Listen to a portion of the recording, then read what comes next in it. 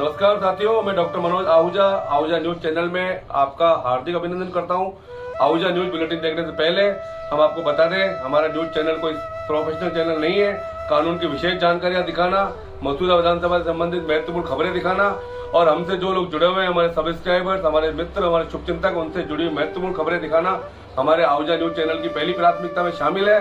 आप भी हमारे आहूजा न्यूज चैनल के सदस्य बने। अगर आपने हमारे चैनल को सब्सक्राइब नहीं किया है तो सब्सक्राइब करें। तो आइए देखते हैं आज की विशेष खबरें आहूजा न्यूज चैनल बुलेटिन। हाल ही में सर्वोच्च न्यायालय ने दोहराया कि किसी न्यायिक मजिस्ट्रेट को दंड प्रक्रिया संहिता की धारा 156(3) के तहत पुलिस द्वारा जांच का निर्देश देकर किसी अपराध का संज्ञान लेने वाला नहीं कहा जा सकता है। उच्च न्यायालय के निष्कर्षों को पलटते हुए न्यायमूर्ति बिला एम त्रिवेदी और पंकज मित्तल की पीठ ने देवरापल्ली लक्ष्मी नारायण रेड्डी और अन्य बनाम वी नारायण रेड्डी और अन्य 19763 SCC 252 के मामले का उल्लेख करते हुए कहा कि जब मजिस्ट्रेट अपने न्यायिक विवेक का प्रयोग करते हुए CRPC की धारा 156(3) के तहत जांच का निर्देश देता है तो उसे किसी अपराध का संज्ञान लेने वाला नहीं कहा जा सकता है। ये केवल तभी संभव है जब मजिस्ट्रेट अपने विवेक का प्रयोग करने के बाद धारा 200 का सहारा लेकर CRPC के अध्याय 15 के तहत प्रक्रिया का पालन करना पसंद करता है तो उसे अपराध का संज्ञान लेने वाला कहा जा सकता है। मोटे तौर पर कहें तो जब कोई शिकायत प्राप्त होने पर मजिस्ट्रेट धारा 200 और 1973 के अध्याय 15 में अनुवर्ती धाराओं के तहत कार्यवाही करने के लिए अपने विवेक का उपयोग करता है तो उसे धारा 190(1)(a) के अर्थ में अपराध का संज्ञान लेने वाला कहा जाता है।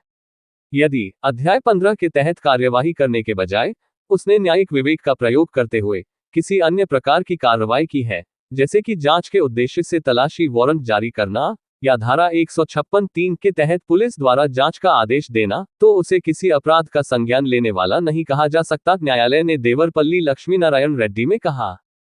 वर्तमान मामले में मजिस्ट्रेट ने शिकायत और उसके समर्थन में दस्तावेजों और शिकायतकर्ता द्वारा प्रस्तुत किए गए प्रस्तुतियों का अवलोकन किया था और प्रथम दृष्टया संतुष्ट होने के बाद उसने CRPC की धारा 156(3) के तहत जांच का निर्देश देते हुए अपने न्यायिक विवेक का प्रयोग किया था।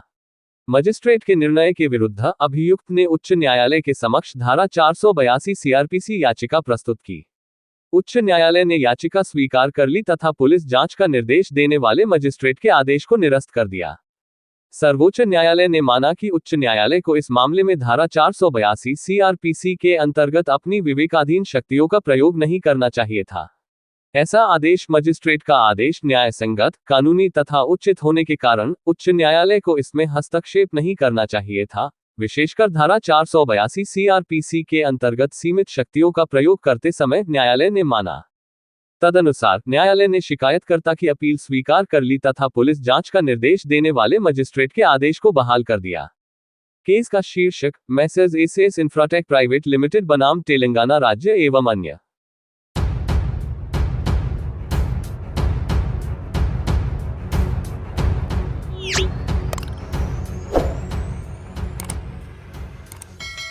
शहीदों के सरताज, शांति के पुंज, बानी के बोहित सिख धर्म के प्रथम शहीद गुरु श्री गुरु अर्जन देव जी का शहीद दिवस 10 जून को श्रद्धा एवं भावना से मनाया गया।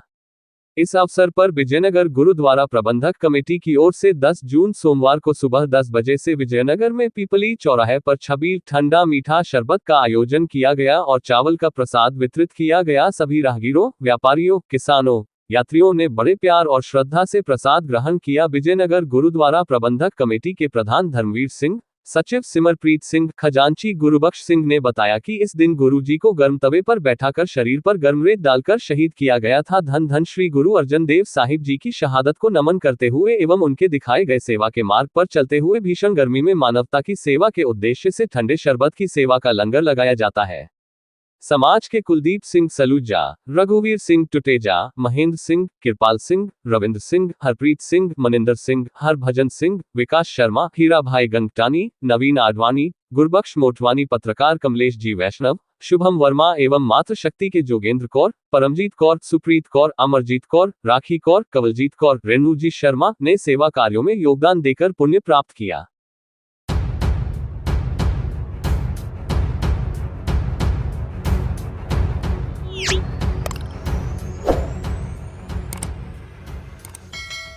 केकड़ी के विधायक शत्रुघ्न गौतम ने दिल्ली आवास पर नवनियुक्त केंद्रीय राज्य मंत्री भागीरथ चौधरी से शिष्टाचार भेंट की और उन्हें प्रधानमंत्री नरेंद्र मोदी के तीसरे कार्यकाल के केंद्रीय मंत्रिमंडल में राज्य मंत्री बनने पर बधाई एवं शुभकामनाएं दी।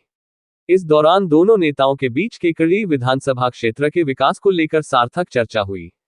केंद्रीय राज्य मंत्री भागीरथ चौधरी ने भी केकड़ी विधायक शत्रुघ्न गौतम से गर्मजोशी से मुलाकात करते हुए आभार प्रकट किया एवं केकड़ी के विकास का भरोसा दिलाया। गौरतलब है कि केकड़ी विधायक गौतम चुनावों में संकल्प अनुसार नंगे पांव रहते हुए कड़ी मेहनत की और केकड़ी क्षेत्र से भाजपा का भारी मतों से परचम लहराकर चौधरी को जीत दिलाने सहयोग प्रदान किया।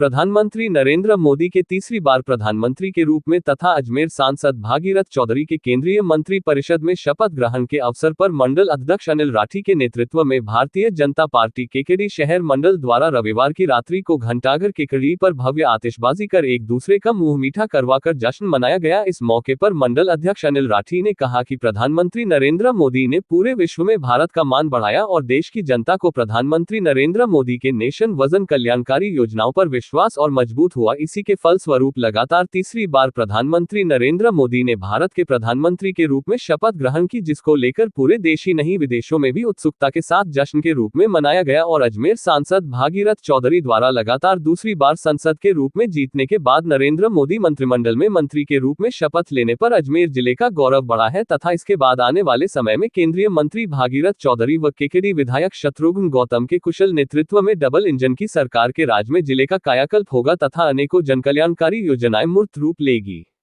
इस मौके पर जिला उपाध्यक्ष विधानसभा संयोजक सत्यनारायण चौधरी, मंडल अध्यक्ष अनिल राठी, केकड़ी प्रधान होनहार सिंह राठौड़, मंडल महामंत्री अर्जुन सिंह शक्तावत व कमल सांखला, पार्षद सुरेश साहू, लोकेश साहू, महेश बोयत, दशरथ साहू, विनोद विजय, रोहन राठी, रितेश जैन, संजय बेनीवाल, अभिषेक जैन, नोरतमल मुंदड़ा, महेंद्र चौहान, रामपाल चौहान, राज मेहर चांदनी, कृष्ण गोपाल टेलर, प्रीतम जैन सहित सैकड़ों भाजपा कार्यकर्ता व आमजन उपस्थित रहे।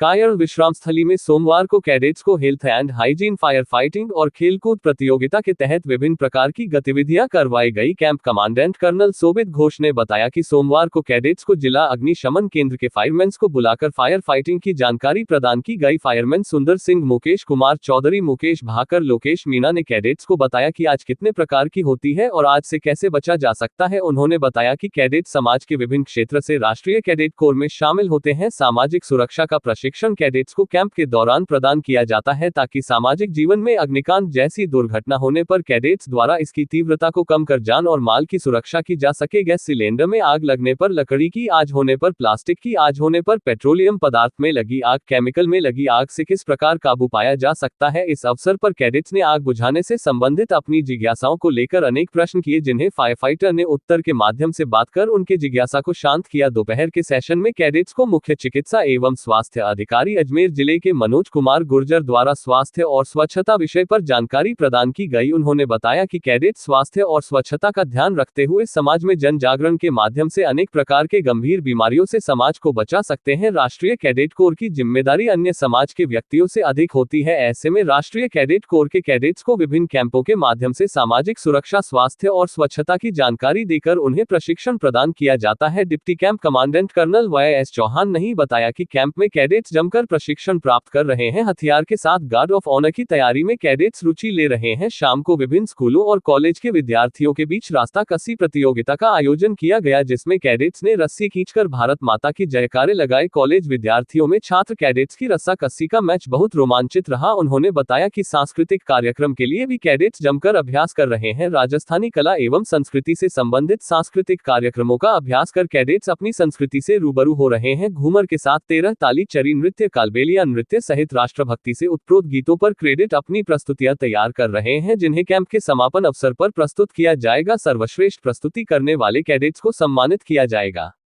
सीनियर अंडर ऑफिसर के माध्यम से कैंप में जूनियर डिवीजन के कैडेट सीख रहे हैं नेतृत्व का गुण। प्रशिक्षण के लिहाज से राष्ट्रीय कैडेट कोर के कैंपों में युवाओं को नेतृत्व का प्रशिक्षण प्रदान करने हेतु कैंप सीनियर बनकर सभी तरह की जिम्मेदारियां निभाने का दायित्व दिया जाता है। कैंप में दयानंद महाविद्यालय के senior under officer Yogendra Poswal, छात्र कैडेट लुबना अपनी जिम्मेदारियां बखूबी निभा रही है। कैडेट्स को समय समय पर अनुशासन में रखना, समय पर कैडेट्स को भोजन, नाश्ता आदि उपलब्ध करवाना, कैंप की सभी गतिविधियां समय पर संचालित हो इनका ध्यान रखना और पूरे कैंप में समन्वय के साथ सभी गतिविधियों का समय पर संचालन करना सीनियर अंडर ऑफिसर्स की जिम्मेदारी है, जिन्हें कैडेट्स बखूबी निभा रहे हैं।